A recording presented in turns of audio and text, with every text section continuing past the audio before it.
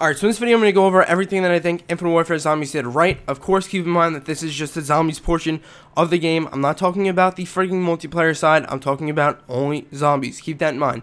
Of course, Infinity Ward is not a perfect game. Not Infinity Ward, Infinite Warfare is not a perfect game by any stretch of the imagination, but I personally do believe that it is a really, really great and a really fun zombies game and experience. No, not better than Black Ops 3, obviously, but still a very great and fun zombies experience, and I love to jump into maps all the time. That being said, in this video I'm going to talk about the top things that I think Infinite Warfare did right. It was originally going to be a top 5 or a top 4, but whatever. No, I'm just going to spit out things that I think personally Infinity Ward did right with Infinite Warfare. Of course, the game has not even finished yet, and I'm already making this video, and the only thing they can do is improve. With DLC 4, they can just keep doing what they're doing, and that's it. But most likely in DLC 4, they're going to keep doing what they're doing and add some on top of this as well. But at this point in time, on August 28th, 2017, probably one day before DLC 4 is going to get announced, this is everything that Infinite Warfare Zombies did right.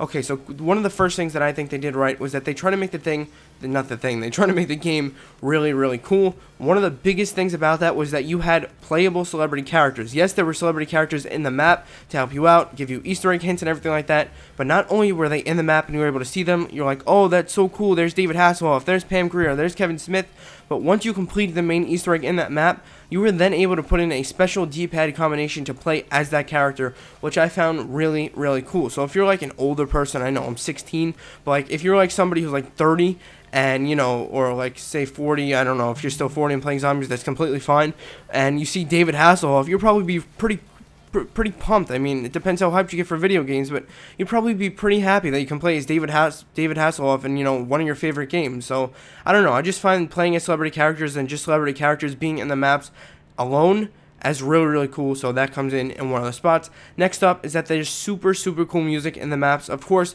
not a lot of those songs are well known, but a lot of the music that's in the map, or every single song that's in the map, fits. And especially in Spaceland, I mean, there was a lot of well-known songs, and there were a lot of cool songs in there that a lot of people knew, and that didn't really carry over to a lot of the other maps, which is fine. But in Spaceland alone, you can see they added the final countdown. They added a whole bunch of really nice songs that people knew. They jumped in, they were singing along, they were having fun with the map, and it was just really, really fun to have that. So I really like that they did that. Of course, when Raven and the Redwoods came out, Challenge Shuffle, Attack of the Radioactive Thing, there were maybe 1 or 2 songs here and there that people recognized, but for the most part, they were just fun music that just, you know, just fit with the map, and that's fine. It doesn't have to be any popular music. I'd prefer it to be, but you know what, just having any music in at all that's a little jumpy, you know, you can have fun with, you can dance while you're playing, not necessarily dance, you know what I mean, just, you know, just get that jumpy feeling in you while you're playing zombies. I think that's pretty cool, especially with the vibe they were going for. They weren't going for dark and gritty. They were going for fun, upbeat zombies. So I really, really like what they did there with these super cool and fun music and these celebrity playable characters. Next up is that they made everything fit correctly, and I just said this with the music. Every single song that they put in every single map in Infinite Warfare Zombies fit correctly with the map and the theme of the map. Not only was it the music though, any of the wonder weapons, any of the assets in the map, everything that they did fit correctly with the feeling of the map. So I really, really appreciated that. I didn't feel like anything was out of place when I looked at something. Like, for example, New York City, you saw rats running all over the ground. It fit perfectly with New York City. Trust me, I live in New York. You go in the subway system, you're going to see rats probably everywhere. You know what? It's pretty disgusting, but you know what? That's how it is. So just little things like that, I feel like that they hit right on. I feel like they made everything pretty much fit exactly the way it should. So yeah. Once again, to recap, we have playable celebrity characters, super cool music, everything fit correctly. Now, the next thing I have up here is that we have weapon progression done right. My mouth is just stopping, it's just not working anymore for some reason, but yeah, we have weapon progression done right, and by that I mean, if, for example, I play only multiplayer, right? Just say I play only multiplayer, I know I only play zombies, but just say I was somebody who was max level in multiplayer somehow, whatever, and I use the trencher, right? Every single game, I have that max level. When I go over to zombies, I personally like to throw attachments on my weapon in zombies, get that rapid fire, maybe get a nice sight on it, and yeah, just maybe put a camo, do a whole bunch of things to it. That would be really, really cool, right? But in a game like Black Ops 3, you can't do that because weapon progression inside of Black Ops 3 is not shared at all. In Black Ops 3, you have to completely do a separate ranking of your weapons and just redo everything as far as ranking up your weapons. So, for example, in Black Ops 3, if you use the KN-44 multiplayer, if you go into the zombies part of the game, the KN-44 will have no attachments, no weapon ranking, no nothing. Which is fine, but you know what? I personally would have preferred to do if they did it like Infinity Ward, in which if I, for example, use, like I said before, the Trencher multiplayer only, and then I come over to zombies, I have every single slot. If I maxed out that Trencher in multiplayer, or if I'm level 4 in multiplayer with that Trencher, I can come over to zombies and that same exact level of the weapon and the same exact ranking and all the attachments that I have unlocked, weapon slots unlocked, will be carried over to zombies. So if I had every single attachment slot unlocked for the Trencher, when I go into zombies in Infinite Warfare, you will see every single weapon slot or every single attachment slot unlocked in zombies, which I personally think is really good, and I love that system so much because I play zombies a lot. I jumped over to multiplayer some games, and I was able to throw some attachments on some weapons that I obviously never used in multiplayer because I never played multiplayer before in this game. So with that, I give them 100% thumbs up for that. Next thing is that this is beautiful too. DLC weapons were done right. Most likely they only did this because, you know, the game wasn't as popular and they probably wouldn't have made that much money if they actually put it in supply drops. Yes, they do have variants in this game. There's a few different conflicting factors, but for the most part, they did do DLC weapons right. Forgetting about the variants, every single DLC weapon that comes into the game, you automatically have it in multiplayer if you're the right level.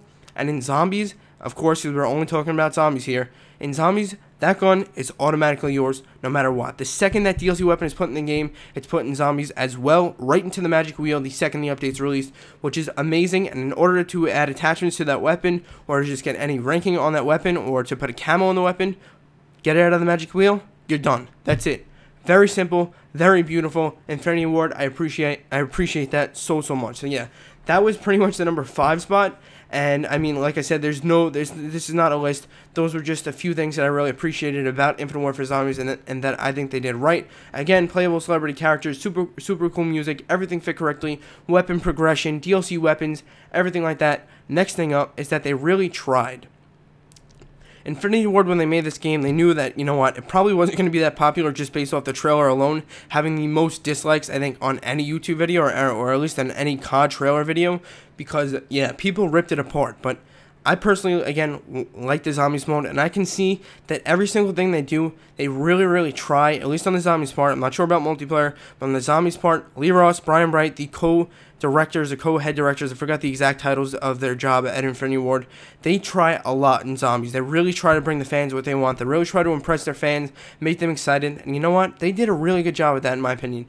I really appreciate the effort. I don't know if a lot of other people understand where I'm coming from, but it's a lot of work. Especially, it's a lot of work on the mind when you have so many people attacking your game for no reason at all, and you can just see how much they actually cared and how much they still try to this day to just make a really good and fun game. And yeah, I really like that about Infinite Warfare Zombies. So yeah, that's that. Next thing up is that they listen to the community a lot, and pretty much the next 4 things just work together. Is that along with trying, they listen to the community a lot. Everything they see from the community, of course, they're on Twitter, both Brian Bright and Lee Ross.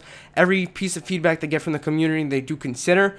Like, for example, when the game first came out, we had access to all the camos in Zombies, like all the multiplayer camos, including Dark Sky, the Sunset camo, whatever. Every single multiplayer camo that was unlockable through, you know, progressing all your guns in multiplayer, just like in Black Ops 3 when you got Dark Matter, in Infinite Warfare you got Black Sky. And when the game first came out in Zombies, you had access to every single camo.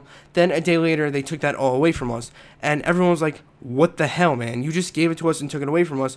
Why? That's not fair." And then, of course, 2-3 days later, maybe it was a week later, Brian Bright comes up on Twitter and he's like, "We gave it to you. We can't take it away from you." They give us back every single camo in the game on the multiplayer side that we didn't have access to because they patched it, which I loved so much because, once again, that shows that they care. They're not all concerned about you grinding out one part of the game or spending money on one part of the game, if that even makes sense. But it just shows, just in general, that small little thing, just giving us those camos, shows how much they care, because they know that people would complain about not having those camos, because at the end of the day, they did give it to us and they just took it away, and they were really nice camos. So yeah, they give it back to us. Really nice. Next thing up, like I said, since they both have Twitter, not only do they listen to the community, they also interact with the community. And I just said Brian Bright told us that he'd give us back the camos, and they did, which is really cool. Lee Ross is always active on Twitter all the time. He teases us on Twitter. We get a lot of information from Lee Ross on Twitter about Infinite Warfare Zombies and DLCs in general, and it's just really great. I really like what they did.